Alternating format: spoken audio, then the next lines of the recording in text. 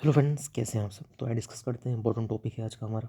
इसके पहले भी 4 क्लासेस हो चुकी हैं, ये 5वीं क्लास है। सीटेट के एग्ज़ाम के लिए मोस्ट इंपॉर्टेंट टॉपिक है। तो चलिए समझते हैं फिर। यह है कि स्टेज ऑफ चाइल्ड डेवलपमेंट, जो बाल विकास की जो अवस्थाएं हैं उनके बारे में समझते हैं। कौन कौन भी अवस्थाओं से होकर बच्चा गुजरता है उसके बारे में समझते हैं।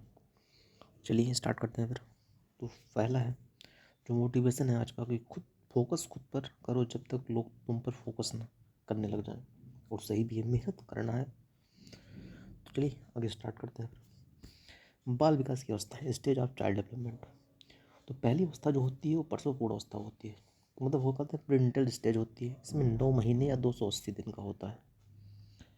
मतलब स्टेज क्या है, मतलब यहीं से स्टार्टिंग जो होता है बच्चे का। यह अवस्था माता के गर्भाधान से शुरू होती है। नेक्स्ट है सहसावस्था। तो धीरे धीरे फिर आगे जैसे बढ़ता है। सहसावस्था इसको बोलते हैं इन्फेंसी स्टेज। इसमें जो अवस्थाएं होती हैं जन्म से लेकर 202 वर्ष के लिए होती है। जन्म से 2 वर्ष की अवस्थाएं होती हैं। इसमें क्या होता है, इस अवस्था में शिशु पूर्ण रूप से माता पिता पर निर्भर रहता है। और सही भी है, छोटा बच्चा रहता है पूरी तरह से अपने माता पिता पर ही निर्भर रहता है। उसका व्यवहार मूल प्रवृत्तियां पर आधारित होता है। तेज शारीरिक मानसिक अधिगम की अवस्थाएं होती हैं। नैतिकता का अभाव होता है। नैतिकता का अभाव मतलब समझदारी उतनी नहीं होती। छोटा बच्चा रहता है, जन्म से 2 वर्ष की जो अवस्थाएं होती हैं इनमें नैतिकता का अभाव रहता ही है। नेक्स्ट, थर्ड है आपका पूर्ण बाल्यावस्था, अर्ली चाइल्डहुड स्टेज। इसमें जो अवस्था होती है 2 से लेकर 6 वर्ष की होती है। इसमें क्या है, इसमें बच्चा अनुकरण द्वारा सीखता है। अनुकरण का मतलब होता है इमिटेशन।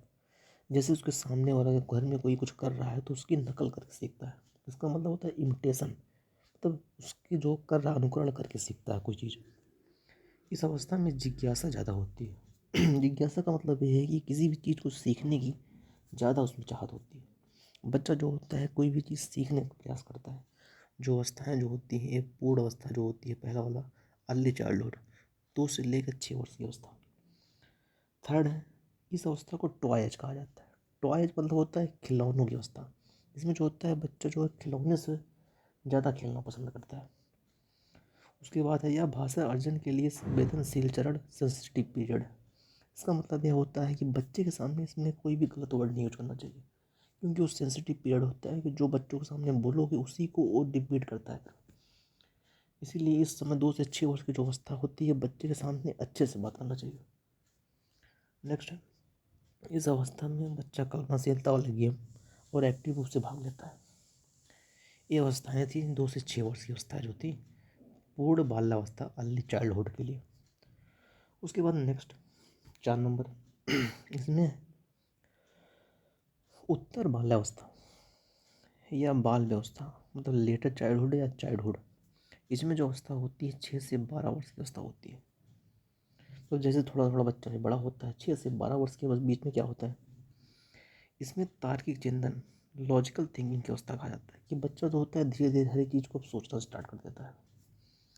उसके बाद होता है इसे प्रारंभिक स्कूल की एज कहा जाता है। मतलब क्या होता है, इस अवस्था में बच्चा जो है धीरे धीरे अब स्कूल के लिए जाने के लिए स्टार्ट करता है। जैसे 6 से 12 वर्ष की अवस्थाएँ हैं, यहाँ से स्कूल एज सिखाया जाता है कि बच्चा जो है अब स्कूल जाना आरम्भ कर देता है।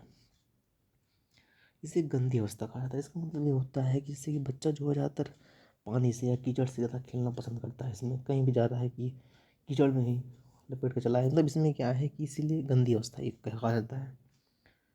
इसे स्फूर्ति की अवस्था स्मार्ट एज कहा जाता है। स्मार्ट एज क्या है, बच्चा अपने आप को मतलब स्मार्ट स्मार्ट इसलिए कहा जाता है बच्चा अपने आप को स्मार्टनेस की ओर आगे बढ़ता है। इसमें इसे खेलों की अवस्था भी कहा जाता है। खेलों की अवस्था बच्चा धीरे धीरे, इसमें क्या होता है कि हर एक चीज़ को खेलना सीखना, एक्टिव रहना स्टार्ट कर देता है।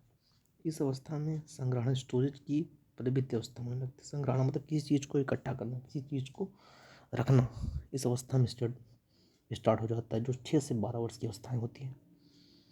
उसके बाद है इसे टोली या समूह या गैंग की अवस्था कहा जाता है। इसका मतलब क्या होता है, जैसे कि ग्रुप में या फ्रेंड या सर्किल में, मतलब धीरे धीरे अपना ग्रुप बनाना स्टार्ट कर देता है। इसका मतलब ये होता है जैसे लड़कियां जो हैं लड़कियों के साथ, लड़के जो होते हैं लड़कों के साथ, मतलब आपस में ग्रुप बनाकर खेलना स्टार्ट कर देते हैं। उसके बाद नेक्स्ट है, इसे जीवन का अनोखा काल, यूनिक पीरियड कहा जाता है। मतलब ये जो होता है, जो ये अवस्थाएं होती हैं 6 से 12 वर्ष होता है, ये यूनिक पीरियड होता है बच्चों के जीवन का। नेक्स्ट जो है और लास्ट है 5।